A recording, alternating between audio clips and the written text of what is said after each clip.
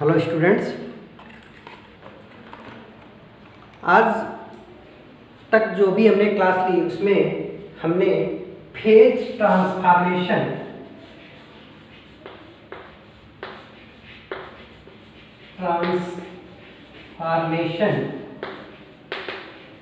के बारे में पढ़ा था। और फेज ट्रांसफॉर्मेशन का मतलब मैंने आपको बताया था कि किसी भी सब्सटेंस के जो तीन फिजिकल स्टेट सॉलिड, लिक्विड और गैस होते हैं, इनका आपस में इंटर कन्वर्जन क्या कहलाता है? Phase transformation. जैसे मान लीजिए कोई सॉलिड है, कोई एक ही सब्सटेंस सॉलिड स्टेट में है तो उसका गैसियस लिक्विड स्टेट में चेंज होना, सॉलिड का लिक्विड स्टेट में चेंज होना और फिर लिक्विड स्टेट का गैसियस स्टेट में चेंज होना। तो सॉलिड का लिक्विड में चेंज होना, लिक्विड का गैस में चेंज होना, गैस का फिर लिक्विड में चेंज होना और लिक्विड का सॉलिड में चेंज होना, ये सारा प्रोसेस क्या कहलाता है? Phase transformation. और हमने आपको बताया था कि किसी भी सब्सटेंस का जो फेज ट्रांसफॉर्मेशन होता है, इंटर कन्वर्जन होता है, वो दो तरीके से कर सकते हैं। एक टेम्परेचर द्वारा, हम उस सब्सटेंस का टेम्परेचर चेंज करें तो वो एक फिजिकल स्टेट से दूसरे फिजिकल स्टेट में चेंज होता है, और दूसरा प्रेशर द्वारा। ठीक है, टेम्परेचर के चेंज के द्वारा फेज ट्रांसफॉर्मेशन या एक फेज से दूसरे फेज में चेंज होना हमने पढ़ा था। हमने आपको बताया था कि अगर सॉलिड को हीट करते हैं तो टेम्परेचर बढ़ता है तो ये लिक्विड में कन्वर्ट हो जाता है, फिर लिक्विड को और हीट किया तो ये गैसियस स्टेट में चेंज हो जाता है, गैस को कूल किया तो ये लिक्विड में आता है और लिक्विड को और कूल कर दिया तो ये सॉलिड स्टेट में आ जाता है। ठीक है, हर प्रोसेस का हमने नाम दिया था कि सॉलिड से लिक्विड में चेंज होना, ये कहलाता है मेल्टिंग। इस प्रोसेस को हम लोग बोलते हैं मेल्टिंग। और इसी का एक दूसरा नाम था फ्यूजन। ठीक है, फिर लिक्विड का गैस में चेंज होना, ये एक प्रोसेस कहलाता था वेपराइजेशन।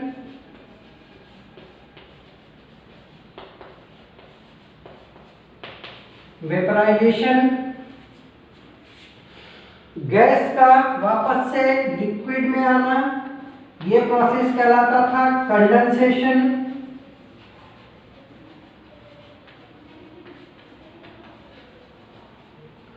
और लिक्विड का सॉलिड में चेंज होना, इसको हम लोग बोलते थे फ्रीजिंग।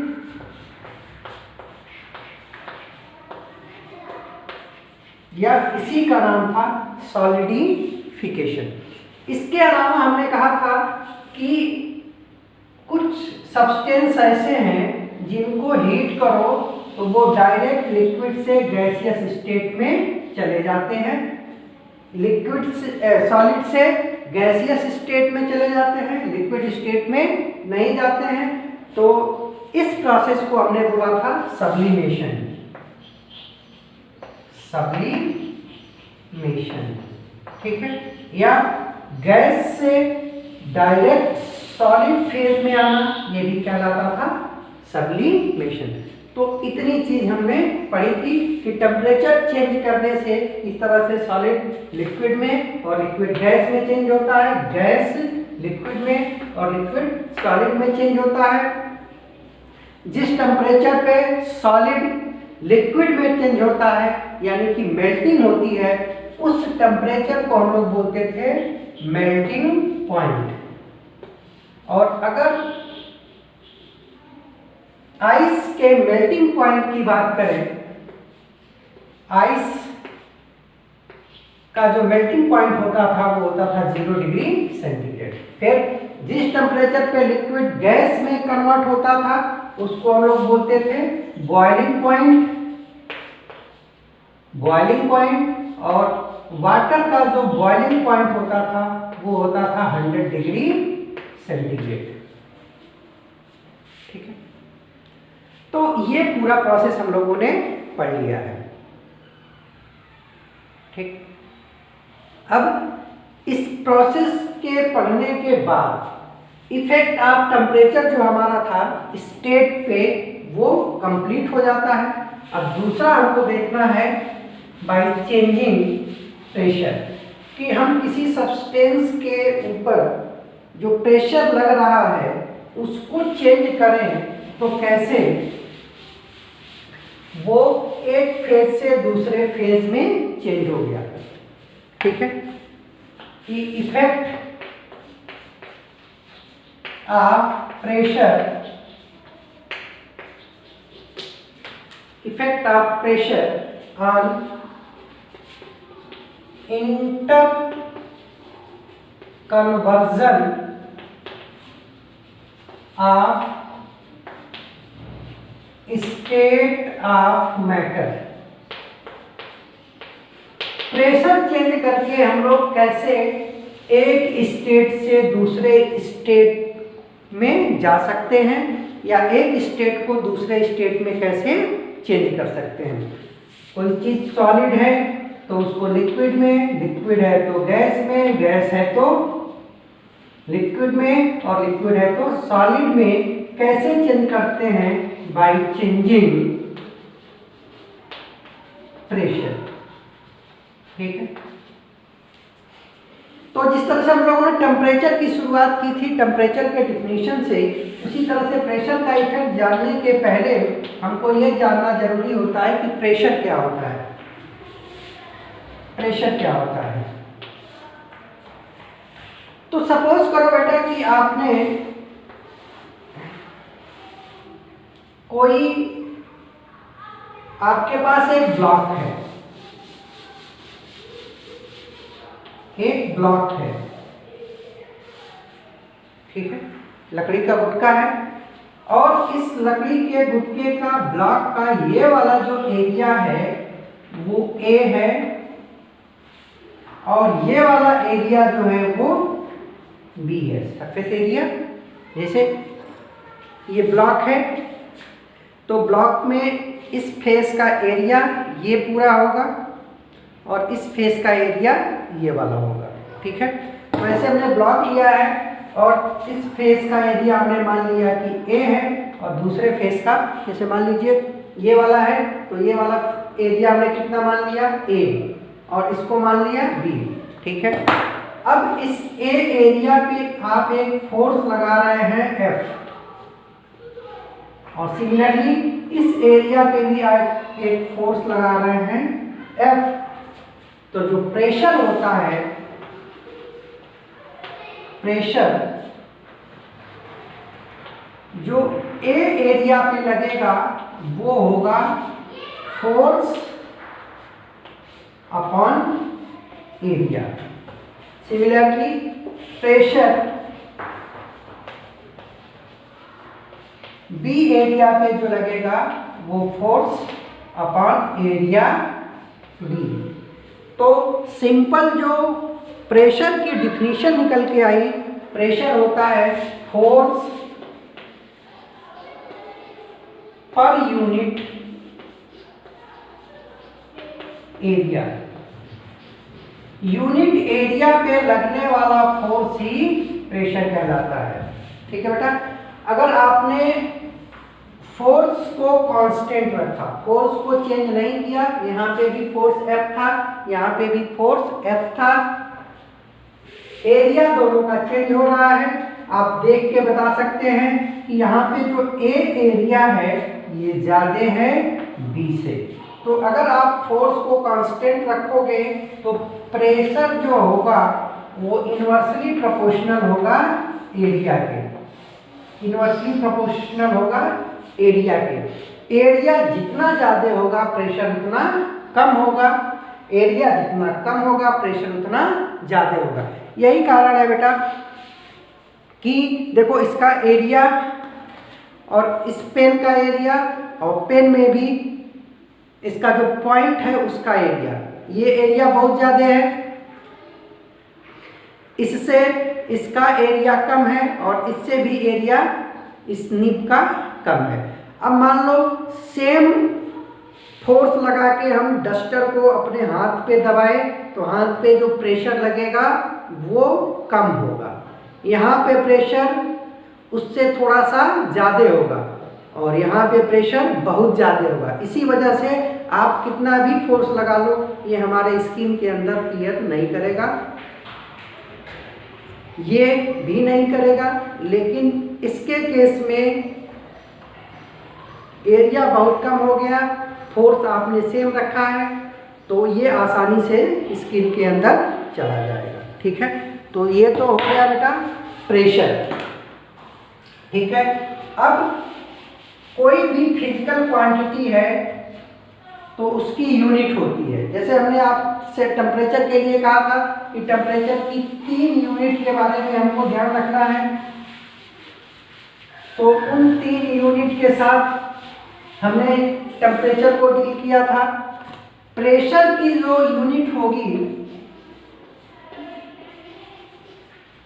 इसकी जो यूनिट होती है, अभी आपने देखा फोर्स अपॉन एरिया, फोर्स हम लोग रखते हैं न्यूटन में, एरिया होता है मीटर स्क्वायर, तो प्रेशर की यूनिट हो जाएगी न्यूटन पर मीटर स्क्वायर, न्यूटन पर मीटर स्क्वायर। और इसी न्यूटन पर मीटर स्क्वायर का एक दूसरा नाम है जिसको हम लोग बोलते हैं पास्कल। क्या बोलते हैं? पास्कल। तो ये तो प्रेशर की एसआई यूनिट है, स्टैंडर्ड यूनिट है। ठीक है, लेकिन हम लोग अपने कैलकुलेशन में पढ़ते समय न्यूटन पर मीटर स्क्वायर या पास्कल की का यूज बहुत कम करते हैं। करते क्या है यहाँ पे प्रेशर, वो जो यूनिट होती है, जो प्रैक्टिकल यूनिट होती है, सबसे ज़्यादा जो प्रेशर की यूनिट प्रैक्टिकली यूज की जाती है वो होता है एटमॉस्फेयर। एटमॉस्फेयर। दूसरी यूनिट होती है सेंटीमीटर ऑफ मरकरी। तीसरी यूनिट होती है मिलीमीटर ऑफ मरकरी। ठीक है, और जैसे हम लोग टेम्परेचर का जो डिफरेंट यूनिट था उसका इंटर कन्वर्जन सीखा था, उसी तरह से हमको प्रेशर के यूनिट्स का भी इंटर कन्वर्जन आना चाहिए। तो मैं आपको एक फार्मूला लिखता हूँ और उसी फार्मूले से आप इंटर कन्वर्जन कर लेंगे। ये हमारे प्रैक्टिकल यूनिट ही है, मैक्सिमम पूछी जाती है। ठीक है, तो देखो बेटा, 1 एटमॉस्फेयर ये इक्वल होता है 76 सेंटीमीटर ऑफ मरकरी और ये इक्वल होता है 760 mm ऑफ मरकरी। तो एक ये यूनिट आपको ध्यान रखना है। ठीक है, अब ये 1 एटमॉस्फेयर जो है ना, जैसे मान लो हम यहाँ खड़े हैं तो हमारे चारों तरफ एयर है और एयर के मॉलिक्यूल कंटिन्यूअस मोशन में है, तो मोशन की वजह से वो आपस में भी कोलिजन कर रहे हैं, टक्कर कर रहे हैं, और एयर के मॉलिक्यूल आके मुझे भी हिट कर रहे हैं। तो जब हिट कर रहे हैं तो फोर्स लगा रहे हैं मेरे ऊपर, और जो फोर्स हमारे पर यूनिट एरिया पे लगेगा वो एयर के वजह से मेरे ऊपर लगने वाला प्रेशर होगा। समझ में आ रहा है कि एयर के पार्टिकल्स हैं, मॉलिक्यूल्स हैं, वो एयर के मॉलिक्यूल कंटिन्यूअस मोशन में है, मोशन के वजह से वो आपस में और जो भी उसके कांटेक्ट में आता है उससे वो कोलिजन करते हैं, टक्कर करते हैं। कोलिजन की वजह से एक फोर्स लगेगा और वो force per unit area pressure कहलाएगा।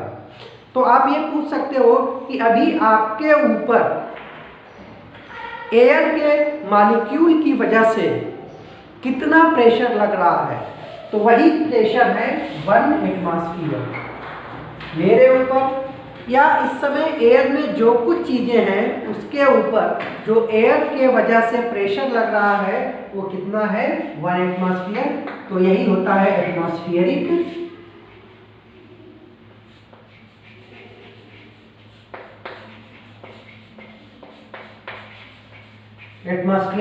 प्रेशर। 1 एटमॉस्फेयर प्रेशर एयर इस समय हर बॉडी पे, हर चीज पे यहाँ पे लगा रही है। ठीक है, तो ये तो हो गया प्रेशर के बारे में। अब हम लोग बात करते हैं कि प्रेशर चेंज करने से क्या होगा, कैसे स्टेट ऑफ मैटर चेंज होगा, एक स्टेट दूसरे स्टेट में कैसे चेंज हो जाता है। ठीक है, तो उसके लिए हम एक एक्सपेरिमेंट करते हैं बेटा।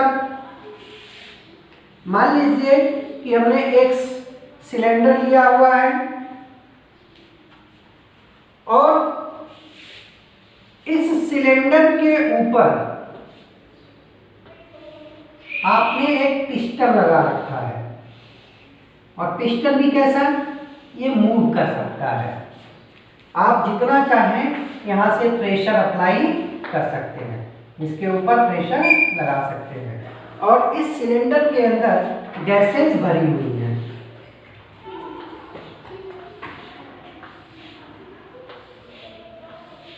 ये गैस भरी हुई है। ठीक है, अभी आपने यहाँ का प्रेशर सिर्फ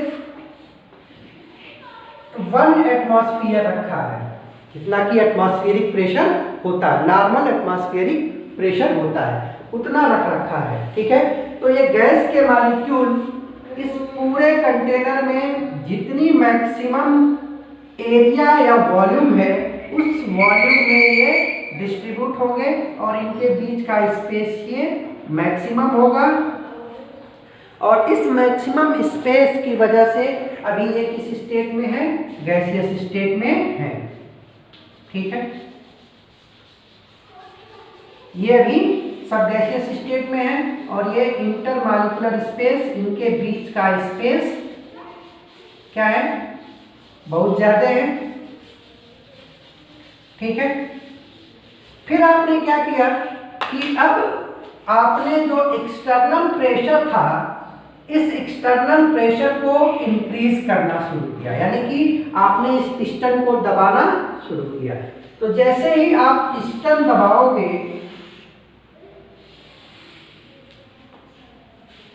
तो अब ये गैस के मॉलिक्यूल जो दूर दूर थे वो अब पहले से पास पास आ जाएंगे,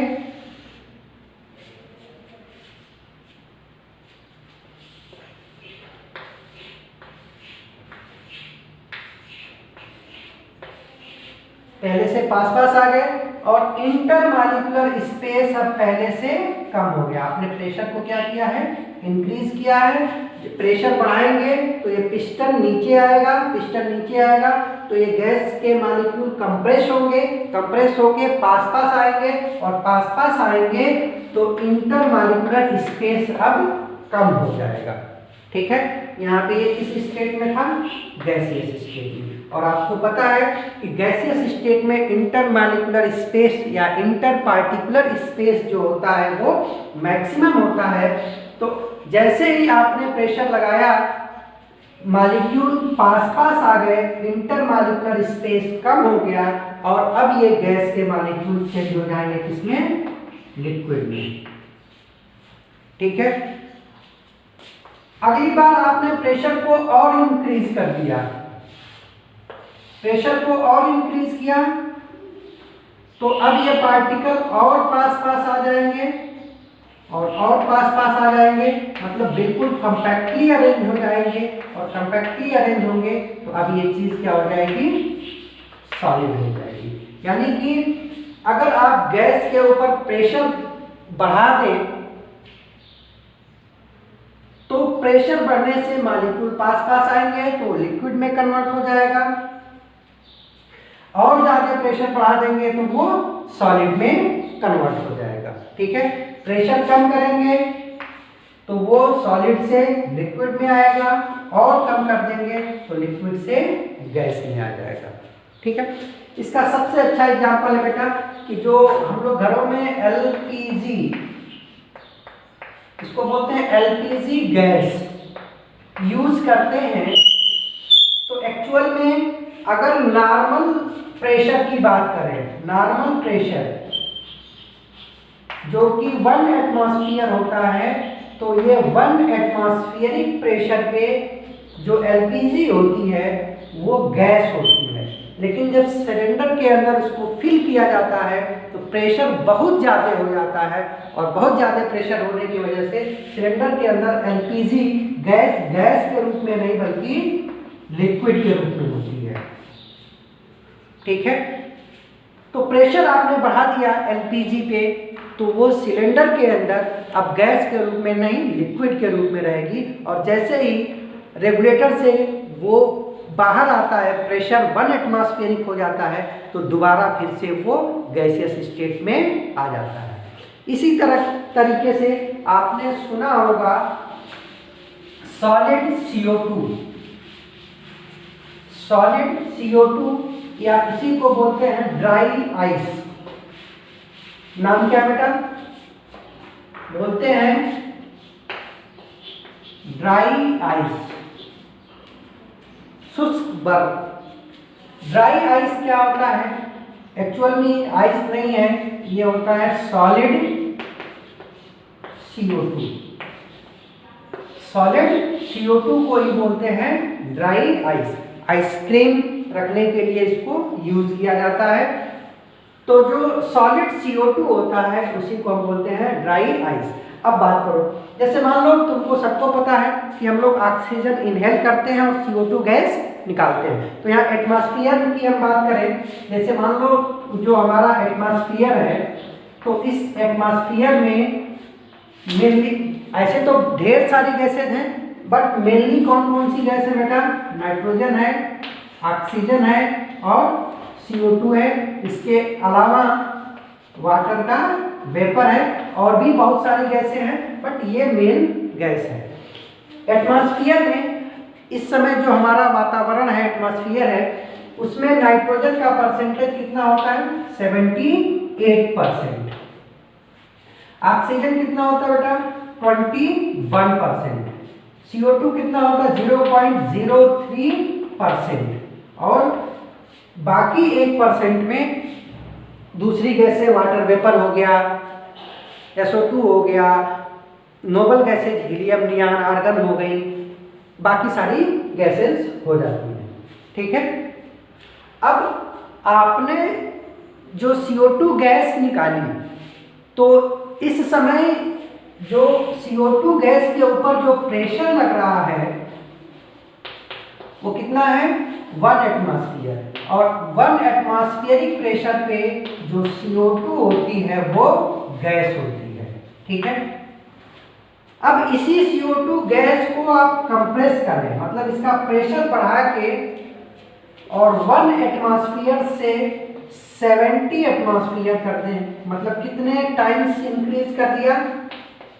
70 टाइम्स।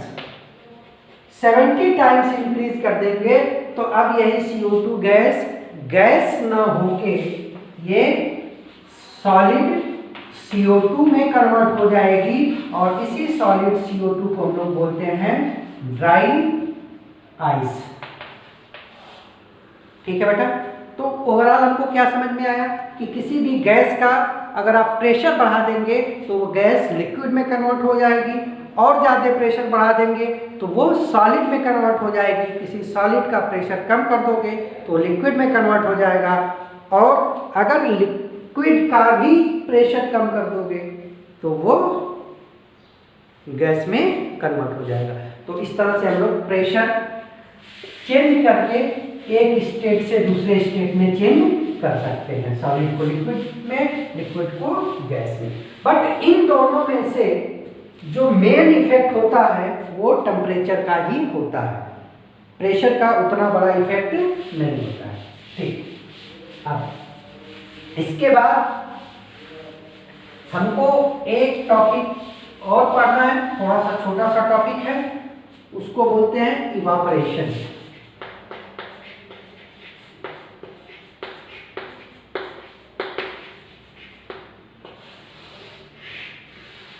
इवापोरेशन, और इसी से रिलेटेड एक टॉपिक आप पढ़ चुके हो जिसको बोलते थे वेपराइजेशन या बॉइलिंग।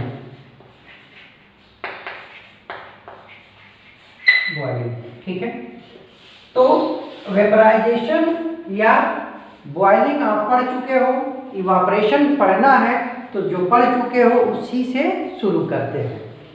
क्या था कि अगर कोई लिक्विड है और लिक्विड को आपने हीट करना शुरू किया तो इसका टेम्परेचर इंक्रीज होगा, और आप हीट एनर्जी देते गए तो टेम्परेचर इंक्रीज होते होते एक टाइम ऐसा आएगा जब इस लिक्विड का टेम्परेचर इसके बॉइलिंग पॉइंट के बराबर हो जाएगा, तो ये लिक्विड अब वेपर में या गैसियस स्टेट में कन्वर्ट होना शुरू हो जाएगा। तो इसी को बोलते हैं बॉइलिंग। जैसे मान लीजिए हमने वाटर लिया, तो अभी रूम टेम्परेचर पे हमने वाटर लिया है, तो वाटर रूम टेम्परेचर अभी मान लो 27 या 25 डिग्री सेंटीग्रेड है। इस वाटर को हीट करोगे तो इसका टेम्परेचर इंक्रीज होगा, और टेम्परेचर इंक्रीज करते करते आपको करना कितना है 100 डिग्री सेंटीग्रेड। तो इस 100 डिग्री सेंटीग्रेड पे वाटर कन्वर्ट होने लगेगा बहुत तेजी से वेपर में। तो इसी प्रोसेस को हम लोग बोलते हैं इवापोरेशन या बॉइलिंग। ठीक है, अब मेरा क्वेश्चन ये है बेटा कि अगर वाटर वेपर में कन्वर्ट होता है 100 डिग्री सेंटीग्रेड पे, तो क्या 100 डिग्री से कम टेम्परेचर पे वाटर वेपर में कन्वर्ट नहीं होगा?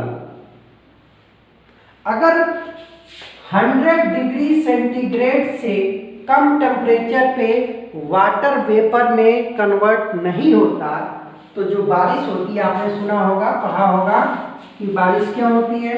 क्योंकि जो वाटर बॉडीज होती हैं, रिवर, सी, तो इसमें जो वाटर इकट्ठा होता है ये धीरे धीरे इवापोरेट मतलब वेपर में जाता है, और यही वेपर ठंडी होकर फिर से बारिश कराती है। तो अगर वाटर को वेपर में जाने के लिए 100 डिग्री सेंटीग्रेड है, तो 100 डिग्री सेंटीग्रेड तो बहुत ज़्यादा होता है ना बेटा, तो फिर उस टेम्परेचर पे तो कोई जीव रह ही नहीं पाता। तो दो चीजें हुई, या तो वाटर 100 डिग्री सेंटीग्रेड से कम टेम्परेचर पे भी वेपर में कन्वर्ट हो सकता है, या तो फिर सिर्फ 100 डिग्री सेंटीग्रेड पे अगर कन्वर्ट होता है तो फिर ये सारे जीव नहीं होते। 100 डिग्री सेंटीग्रेड पे हम लोग जिंदा कहाँ रहेंगे? ठीक है ना, तो हम जिंदा हैं। इसका मतलब ये हुआ कि वाटर 100 डिग्री सेंटीग्रेड से भी कम टेम्परेचर पे वेपर में जा सकता है। इसका एक और आपको एग्जाम्पल बताएं, आपने घरों में अनुभव किया होगा। जैसे मान लो कि आपने कमरे में 1 लीटर पानी एक बर्तन में रख के और छोड़ दिया, ठीक है, और 2-3 महीने बाद आप उसको चेक करोगे,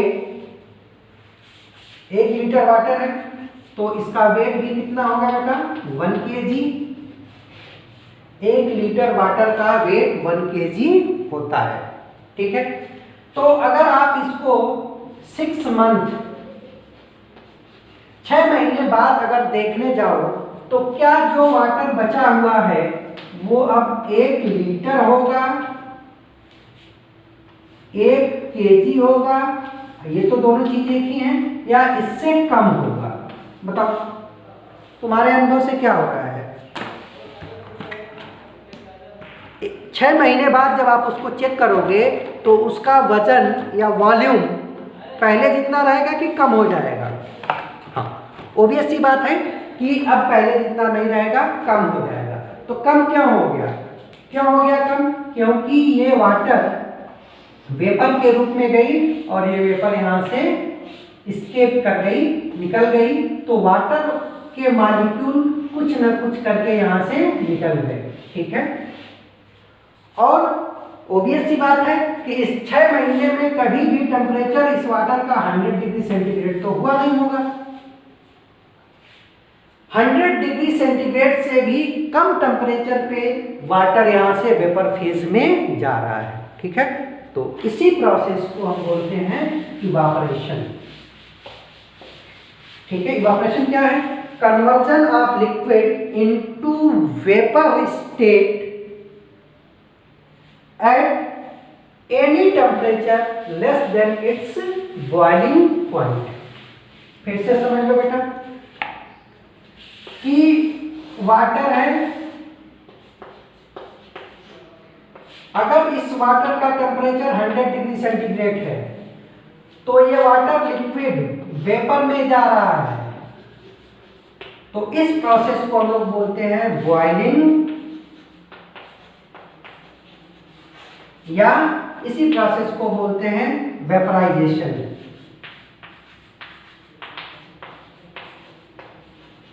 ठीक है, 100 डिग्री सेंटीग्रेड पे वाटर का वेपर में कन्वर्ट करना होना क्या कहलाता है? बॉइलिंग या वेपराइजेशन। और 100 डिग्री सेंटीग्रेड से कम किसी भी टेम्परेचर पे, टेम्परेचर इसका क्या होना चाहिए? Less than 100 degree centigrade. तो लेस देन 100 डिग्री सेंटीग्रेड से टेम्परेचर पे अगर ये वाटर लिक्विड H2O वेपर में जा रहा है तो ये प्रोसेस अब बॉइलिंग नहीं कहलाएगा, इवापोरेशन नहीं, वेपराइजेशन नहीं कहलाएगा। इस प्रोसेस का नाम होगा इवापोरेशन। ठीक है, तो वेपराइजेशन और इवापोरेशन दोनों ही एक ही चीज है। क्या है कि इसमें कोई लिक्विड वेपर फेज में जा रहा है, दोनों ही प्रोसेस में लिक्विड वेपर फेज में कन्वर्ट होगा, वेपराइजेशन में भी और इवापोरेशन में भी। दोनों में फर्क क्या है? फर्क ये है बेटा कि बॉइलिंग या इवापोरेशन के लिए जो टेम्परेचर होता है वो उस लिक्विड का क्या होता है? बॉइलिंग पॉइंट होता है। जैसे वाटर के लिए ये 100 डिग्री सेंटीग्रेड है, लेकिन यही कन्वर्जन लिक्विड का वेपर में 100 डिग्री सेंटीग्रेड से कम या बॉइलिंग पॉइंट से कम टेम्परेचर पे होता है, तो इसको बोलते हैं इवापोरेशन। तो evaporation is process of conversion of liquid into vapour phase at any temperature which is less than it's boiling point. Boiling point से कम किसी भी टेम्परेचर पे लिक्विड वेपर फेज में जाएगा तो वो इवापोरेशन कहलाएगा। ठीक है, और अगर अपने बॉइलिंग पॉइंट वाले टेम्परेचर पे लिक्विड से वेपर में जाएगा तो वो बॉइलिंग या वेपराइजेशन कहलाएगा। ठीक है, अब आप जितने भी प्रोसेस आप डेली लाइफ में देखते हो, जैसे गीला कपड़ा है तो उसको रख देते हो तो वो गीला कपड़ा सूख जाता है, तो उसका भी कारण क्या है? इवापोरेशन है। ठीक है, बारिश जो होता है उसके पीछे भी इवापोरेशन ही है। ठीक है, तो देखो इवापोरेशन होता कैसे है, इसमें क्या चीजें होती हैं। जैसे मान लीजिए आपने एक बर्तन में लिक्विड लिया, जैसे लिक्विड भी क्या ले लिया? वाटर लिया, तो ये वाटर के ढेर सारे मॉलिक्यूल्स होंगे, ये वाटर के मॉलिक्यूल है बेटा।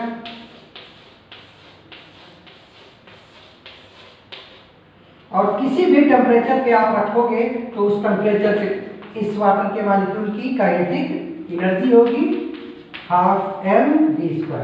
ठीक है, और इसमें जो सरफेस पे ये मॉलिक्यूल होते हैं ना, ये सरफेस वाले मॉलिक्यूल, इनकी जो काइनेटिक एनर्जी होती है वो अंदर वाले मॉलिक्यूल से ज़्यादा होती है। ठीक है, अब ये जो सरफेस वाले मॉलिक्यूल हैं जिनकी काइनेटिक एनर्जी ज़्यादा है, तो ये अपने आसपास से एनर्जी एब्जॉर्ब करते हैं। ठीक, और एनर्जी एब्जॉर्ब करके ये अपनी एनर्जी को बढ़ा लेते हैं, और जैसे ही इनकी एनर्जी बढ़ती है ये फिर वाटर लिक्विड को छोड़ के और वाटर वेपर में कन्वर्ट हो जाते हैं। और ये प्रोसेस किसी भी टेम्परेचर पे हो सकता है, एट एनी टेम्परेचर। इसके लिए कोई फिक्स टेम्परेचर की जरूरत नहीं होती है, ये हर टेम्परेचर पे काम होता रहता है।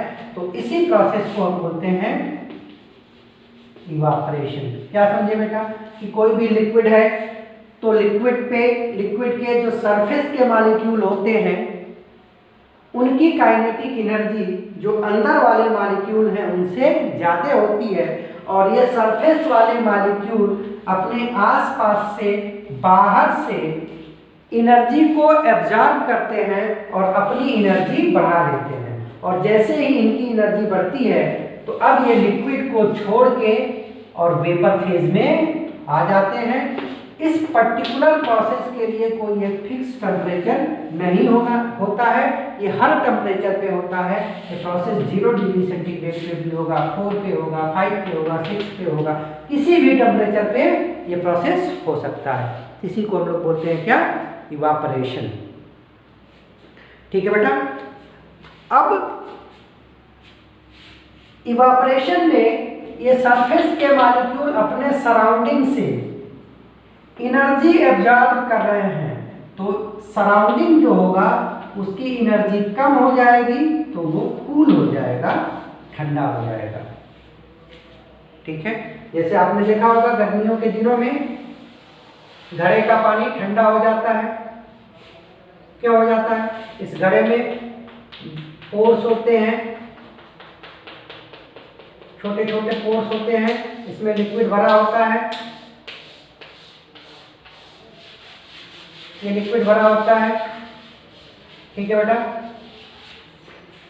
अब जो ये सरफेस के मॉलिक्यूल, इस पोर के पास वाले जो मॉलिक्यूल हैं बहुत माइन्यूट पोर होते हैं, तो ये पोर, जैसे मान लो यहाँ पे एक पोर है और यहाँ पे मॉलिक्यूल है, तो ये वाला मॉलिक्यूल अपने आसपास वाले वाटर के मॉलिक्यूल से क्या करेगा, एनर्जी एब्जॉर्ब करके और यहाँ से वेपर के रूप में निकल जाएगा। तो आसपास के ये जो मॉलिक्यूल थे इनकी एनर्जी कम हो गई, और एनर्जी कम हो गई तो ये ठंडे हो जाते हैं। ठीक है, तो इसी तरह से ये जो घड़े में पानी रखा जाता है वो कूल होता है, उसका भी क्या कारण है, इवापोरेशन। ठीक है, अब हमको ये देखना है कि इवापोरेशन किन किन चीज़ों पे डिपेंड करता है। तो इसके लिए हमको अपने दिमाग में एक कहानी सोच के चलनी है कि हम स्कूल से जा रहे थे और रास्ते में बारिश हुई, कपड़ा आपका गीला हो गया। तो आपको ये समझना है कि कपड़ा आपका जो गीला हुआ है वो सूखेगा किस वजह से, इवापोरेशन की वजह से। ठीक है, और इवापोरेशन जितना फास्ट होगा, फास्ट होने का मतलब कि रेट ऑफ इवापोरेशन, जिसको हम लोग बोलेंगे आर मतलब रेट और ई मतलब इवापोरेशन। आपको कहानी क्या सोचनी है कि आप स्कूल से जा रहे थे, बारिश हुई, कपड़ा गीला हो गया, अगले दिन फिर आपको स्कूल आना है, तो अब आपका कपड़ा जो गीला हो गया और सूखा कैसे होगा, इवापोरेशन से। जब इवापोरेशन होगा तो वाटर के मॉलिक्यूल वेपर के रूप में वहाँ से निकल जाएंगे, और जब निकल जाएंगे तो फिर आपका कपड़ा सूख जाएगा। ठीक है, तो इवापोरेशन का रेट जितना ज़्यादा होगा उतना जल्दी आपका कपड़ा सूखेगा। ठीक है, अब ये कपड़ा कैसे सूखेगा, पहला एक्सपेरिमेंट, टेम्परेचर। जैसे बेटा मान लो तुम घर गए, तो धूप निकल आई, तो छत पे धूप है और कमरे में धूप नहीं है। ठीक है, तो धूप का मतलब क्या है कि छत का टेम्परेचर ज़्यादा है और कमरे का टेम्परेचर कम है। तो कपड़ा कहाँ जल्दी सूख जाएगा, छत पे कि कमरे के अंदर? ऑब्वियस सी बात है बेटा, कहाँ पे? छत पे। क्यों? क्योंकि छत का टेम्परेचर ज़्यादा है और टेम्परेचर बढ़ाओगे तो रेट ऑफ इवापोरेशन बढ़ जाएगा। यानी कि रेट ऑफ इवापोरेशन जो है वो डायरेक्टली प्रोपोर्शनल है टेम्परेचर के। जैसे जैसे आप टेम्परेचर बढ़ाओगे रेट ऑफ इवापोरेशन बढ़ेगा। क्यों बढ़ेगा बेटा? आप ये सरफेस के मॉलिक्यूल सरफेस को छोड़ के जा रहे थे, कब जा रहे थे? जब इनकी एनर्जी बढ़ रही थी। आपने जो टेम्परेचर बढ़ाया तो इनफैक्ट टेम्परेचर बढ़ा के किया क्या? आपने एनर्जी दी, तो जितनी ज़्यादा इनकी एनर्जी बढ़ेगी उतनी तेजी से ये वेपर के रूप में कन्वर्ट होंगे। तो टेम्परेचर बढ़ाने से रेट ऑफ इवापोरेशन बढ़ जाता है। ठीक है, दूसरा है सरफेस एरिया। सरफेस एरिया मतलब कि उस कपड़े को, जो आपकी ड्रेस है, आप उसको, इसे ड्रेस है तो आप इसको ऐसे इकट्ठा करके डाल दोगे एक जगह, तब सूख जाएगा। कि इसको पूरा खोल के डालोगे तब सूखेगा, खोल के डालोगे तब सूखेगा। क्यों? क्योंकि खोल के डाल दिया तो अब इसका सरफेस एरिया बढ़ गया। सरफेस एरिया बढ़ जाएगा तो रेट ऑफ इवापोरेशन भी बढ़ जाता है। ठीक है, तो दूसरा है सरफेस एरिया। और रेट ऑफ इवापोरेशन जो होता है वो डायरेक्टली प्रोपोर्शनल होता है सरफेस एरिया के। ठीक है, क्यों सरफेस एरिया बेटा? मैंने आपसे बार बार कहा कि जो रेट ऑफ इवापोरेशन होगा या जो इवापोरेशन होगा वो हमेशा कहाँ से होगा? सरफेस से ही होगा। अब मान लीजिए ये यहाँ का सरफेस कम है और यही आपने ये सरफेस बढ़ा दिया, तो जैसे सरफेस बढ़ाया इस सरफेस पे वाटर के मॉलिक्यूल का नंबर ज़्यादा हो जाएगा। यहाँ पे सरफेस कम है तो वाटर के मॉलिक्यूल कम होंगे। अब इतने ढेर सारे वाटर के मॉलिक्यूल अपने आसपास से एनर्जी एब्जॉर्ब करके और वेपर में जाएंगे, और ये सरफेस पे कम मॉलिक्यूल है तो कम ही मॉलिक्यूल वेपर में जा सकते हैं। तो सरफेस एरिया जैसे जैसे आप बढ़ाएंगे रेट ऑफ इवापोरेशन भी बढ़ जाएगा। ठीक है, उसके बाद नेक्स्ट हमारा है ह्यूमिड। ह्यूमिड का मतलब है बेटा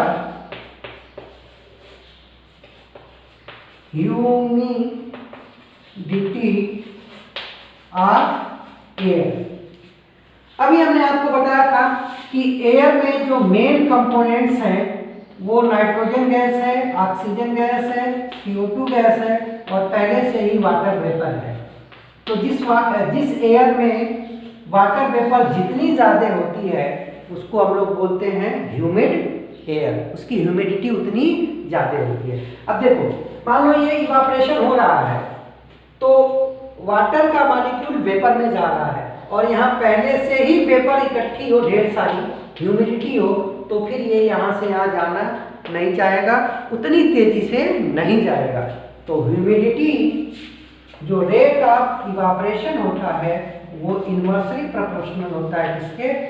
ह्यूमिडिटी के। इसी वजह से बेटा मई जून के महीने में जब ह्यूमिडिटी कम होती है, नमी कम होती है, तो कपड़ा आसानी से सूख जाता है। लेकिन जब बारिश का मौसम होता है तो उस समय एटमॉस्फेयर में वाटर वेपर ज़्यादा होती हैं तो उस समय उतना आसानी से कपड़ा नहीं सूखता। या जैसे जैसे आप ह्यूमिडिटी बढ़ाएंगे तो रेट ऑफ इवापोरेशन कम हो जाएगा। ठीक है, और फोर्थ है विंड स्पीड। हम यहाँ लिखते रहे हैं, फोर्थ क्या है? Wind speed. हवा तेज चलेगी तो क्या होगा? हवा तेज चलेगी तो रेट ऑफ इवापोरेशन बढ़ जाएगा। ठीक है, तो ये थी इवापोरेशन के बारे में। अब आपको होमवर्क में है कि मैंने आपको इवापोरेशन भी बताया और आपको वेपराइजेशन भी बताया। आपका होमवर्क है लिखना डिफरेंस, अपने से ही लिखना है पहले, डिफरेंस बिटवीन